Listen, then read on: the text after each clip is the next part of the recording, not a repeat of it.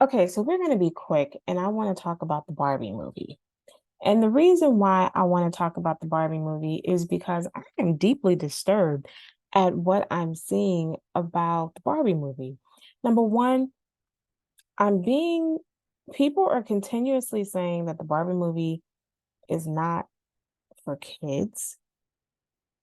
And the problem, okay, so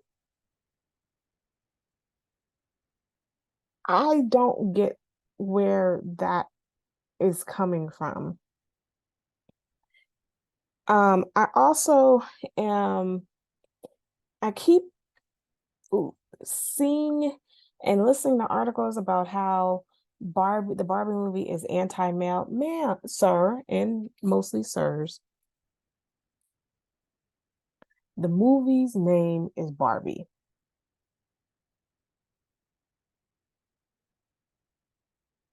and how it's a feminist message and it's a biased message. One dude messaged me talking about, hit me up on Twitter talking about it is a based movie AF. And then had the audacity is like, you don't know what a based movie is. You don't know what the meaning of based is. I'm sorry, you mean biased? Like, look, I'm gonna start off with Barbie was designed, and this is the undercut of Barbie, right? Barbie was actually designed um after a prostitute in Europe. And um and if you watch The Toys That Made Us, they get into detail on how this came from a prostitute and especially the apparel. And the first Barbie was the black and white swimsuit. And and it was named after her daughter. And then it began to take shape. The thing about what I don't and it is I love how the Barbie movie kind of off. It starts off with dealing with how kids, little girls, always played with like dolls and made house. And then there's kind of these undercut jokes about this was supposed to be fun for kids, right? Where you buy them a little iron and they're ironing it like they're playing house. And then they make a joke like, you thought this was a good idea. Well, ask your mom and see. And then the little girls would pretend to be just exhausted from feeding the baby, taking care of the baby, um, making food, pretend food, ironing, and all this other stuff. They tired out, and it's just funny to me because I mean, when I was growing up, I had the entire kitchen set. I had the kitchen, the washer, the dryer, like I had it all. So it's kind of funny to me that and at one point I did think about doing this for my daughter too, and I'm glad I didn't because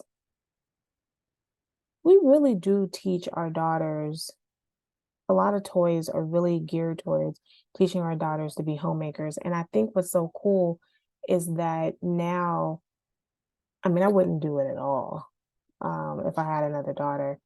And, but also, there's some things I would do. Like I had the cutest baby carriage and stuff like that. And I really did like that aspect because I wanted her to have a baby carriage for her baby when I had my baby. So then we would kind of be in this, to try to um, make her not feel so not included in this. Like, so I did try to do some of this stuff. So I don't know if I would. I mean, some of it, the stuff is really, really cute. Now, the shopping stuff, I don't have a problem with that. And they still have that stuff. But I don't like the concept that I'm teaching my daughter, because I wouldn't buy it for my son, a kitchen set and a washer and dryer and an iron and everything else from Pottery Barn. But I would set up like a kitchen, like I mean like a grocery store or something like that. I just, like I said, I don't like the idea that we're teaching our daughters specifically, that motherhood is this natural pathway because women don't have to be moms. Anywho, I enjoyed, and eventually when Barbie came on the scene, it was like, and clearly for Barbie, you can't do what you do to a baby. Like you can't feed and also Barbie did not have any of those mechanisms. So it did obliterate this scene. And then they kind of go into how Barbie kind of revolutionized. So in Barbie's world and in Barbie's mind, um, even though it is ultra feminine with everything, different versions of pink and everything is perfect. I mean, because Barbie's wardrobe is fantastic, right? So everything's pink, everything is just beautiful, everything is fantastic, everything is just beyond wonderful, right? Like that's essentially what you take from it. And a hair out of place.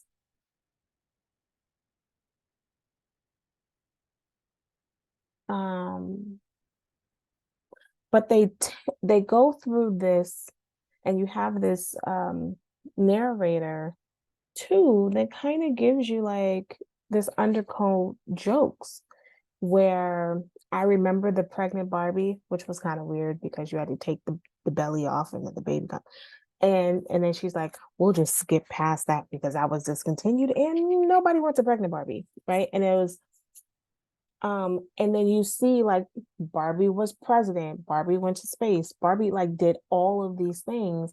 Everybody's name is Barbie.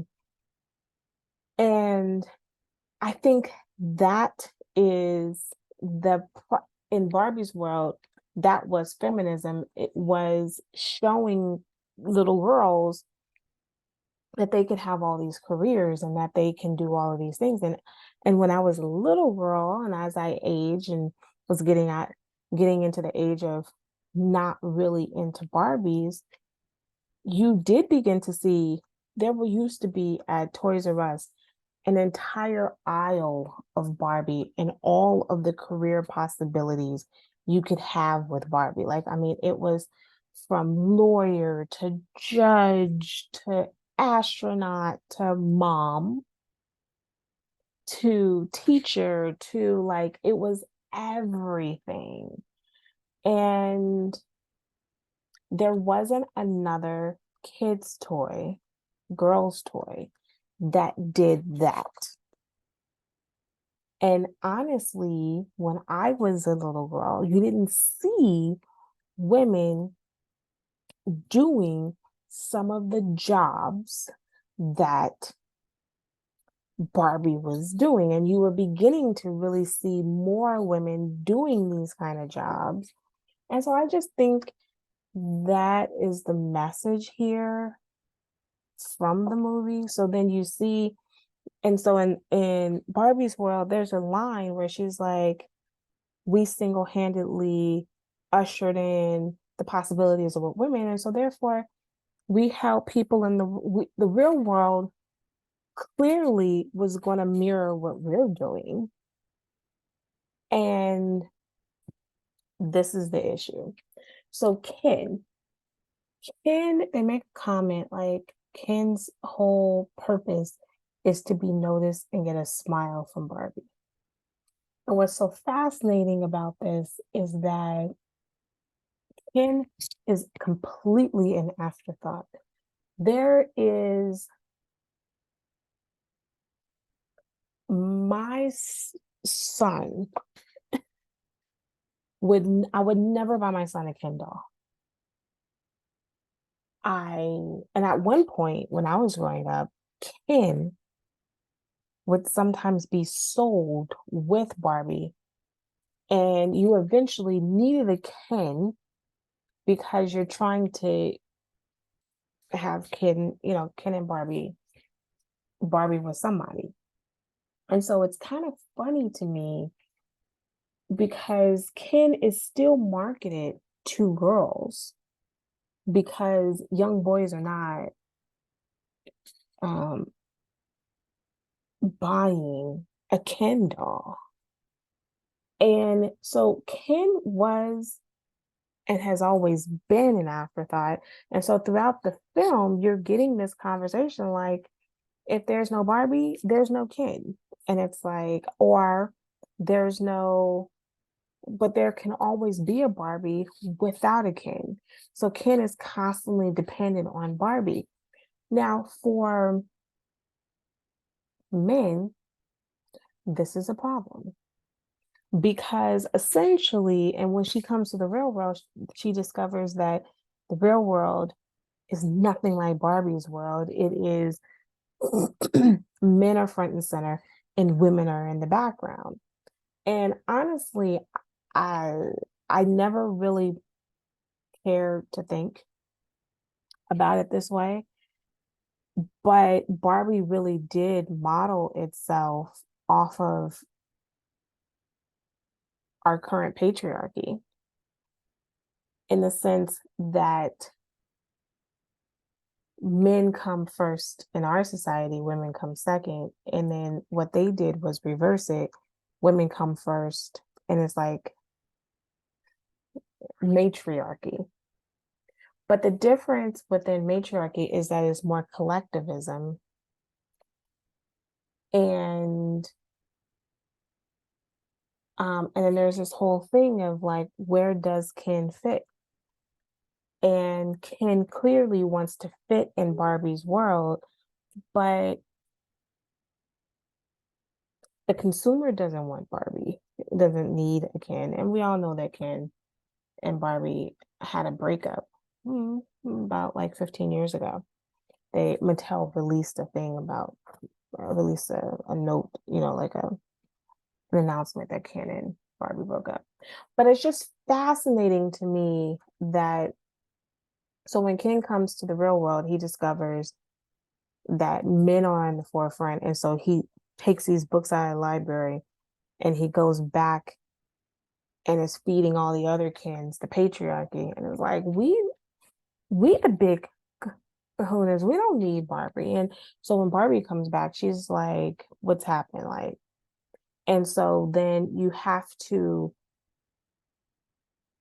re-educate Barbies to understand that they are not servants to men and that you are a lawyer, a doctor, or whatever. And they were able to kind of manipulate the men um, and take back Barbie. And I don't want to tell you the whole thing, but I do think that it is fascinating how men are reacting to this because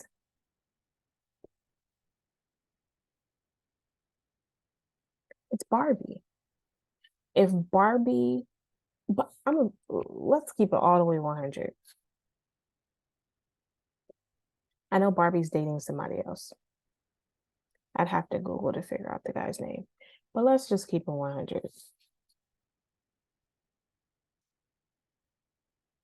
Barbie will be successful solo dolo. The guy that is in Barbie's life that could be standing next to her in a box doesn't even need a name. He is so insignificant in Barbie's world. I mean, and so for men to watch this kind of movie,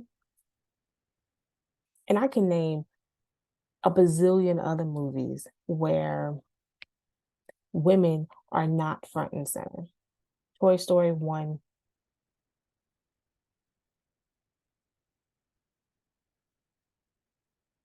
Buzz Lightyear,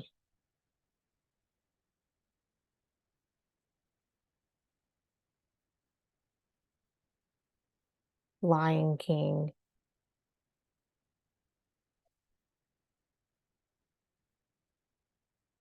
I mean, Finding Nemo, The Aristocrats. Name me a war movie. All of the 99% of the war movies. I mean, Iron Man. Like, there's so many movies where men are front and center, women are afterthoughts. So to hear men gripe that women are front and center and that it's an agenda that women are front and center in a Barbie movie sounds ridiculous. Barbie and Ken are not equals. You don't need a Ken. Ken is only there for the purpose of to uphold a patriarchy, essentially, is to make sure that she gets married to somebody because you don't want Barbie to get married to another Barbie and keep it. Before there was a Ken, do you know who Barbie was getting married to? G.I. Joe. Yes. What we did as girls is we walked over to I didn't have a brother, but I had a cousin. We took his little army people, and Barbie and the army person got married. So my point is, we don't need Ken. She doesn't need Ken. This is Barbie. I loved, there are some scenes in here where um where Barbie comes to the real world, she turns and she looks at this senior lady and she's like, "You're so beautiful." And she's like, "I know." And I said, and I love that moment. I love the little joke about Zack Snyder cut. I thought that was funny. I just, I think that's funny though, a little bit. Well, I think it's funny, even though it's like Warner Brothers that put this out. I just think as a whole, this movie exceeded my expectations. I had such a low bar for this movie because I really didn't want to see it. And I came out like, oh my gosh, it does a good bridge to my kids weren't really into Barbie. I have a Barbie collection and it's still in the box. All my Barbies are still in the box. And I felt like it's a great connection with the generation of my generation that we didn't have diverse opportunities when it comes to dolls. And I remember the first Barbie that looked like me because it was always like this white Barbie and this very dark skinned Barbie. And I was like, well, neither one of these look like me. And even though my mother kept buying the black Barbie, I was like, yeah, but the black Barbie doesn't look like me. Barbie looks more like me than the black Barbie. And so when they had started coming out with different complexions of Barbie, I was ecstatic. That became my favorite Barbie, and it was the skating Barbie. And I just think it's funny because this movie really kind of gets into this whole the younger people really not feeling Barbie, and Mattel has suffered a lot. Even when I used to work for Mattel, Mattel was suffering a lot because some of it was basics. Like I never understood why Barbie could never fit in her Corvette or her VW. Like I would have these cars and I'm like, she can't fit. She doesn't, her knees don't bend. She can't sit down. Um, Her Barbie dream house, she's too tall for the dream house. Like little things. And so when Bratz came out, um, the dolls fit in the car. And the dolls fit in their house. Like, I mean, little things like that that I think Mattel could have easily fixed a long time ago. Anyway, the point is that it's been suffering for a long time, and that was like 20 years ago. It's been suffering, and so they've been more on the collectibles tip because people like me will buy collectible Barbies as soon as it drops. I got my Eleanor Roosevelt Barbie. I got my Alpha Kappa Alpha Barbie, two of them. I had three. I still have three technically, but one of them, my sorority sister's daughter just started ripping the box open. Anyway, um, so then she's up here taping it. Like, you can't control your child. See, I have two kids, and my kids have never went to somebody else's house and started ripping boxes open. Anywho, my Alvin Ailey Barbie, my Ella Fitzgerald, Rosa Parks, I think I already said that. Maya Angelou, like I have my little collection going, right? But there is a generational gap here, and I think that they do an excellent job at addressing why this Barbie doesn't resonate with these kids is because not only do they have other things to look at, it's just that the beauty standards that Barbie quotes, and they address that head on.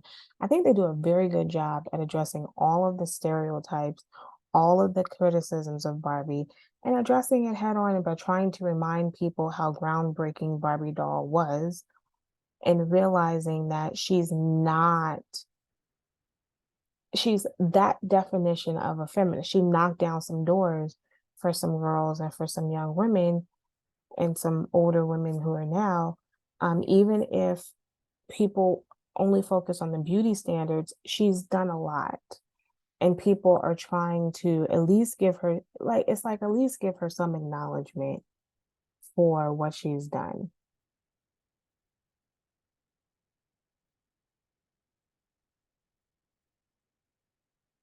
So it's just a really fascinating to see this reaction, this visceral reaction from men going to a woman's rom-com movie. I guess. Yeah. I'm these you get tired of people, man. People complain about everything.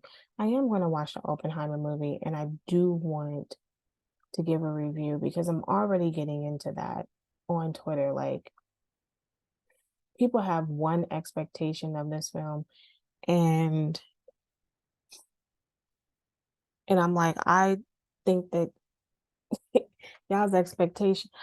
But anyway, I don't want to get into that because I do want to save it uh for that review because and I'm going to tread lightly because I don't want to offend, but I also want to say that history, even if history is offensive, it doesn't mean that history should be um, taught inaccurately. And I know I say that on the eve of what DeSantis is doing, but it's important that we teach it as honest as possible.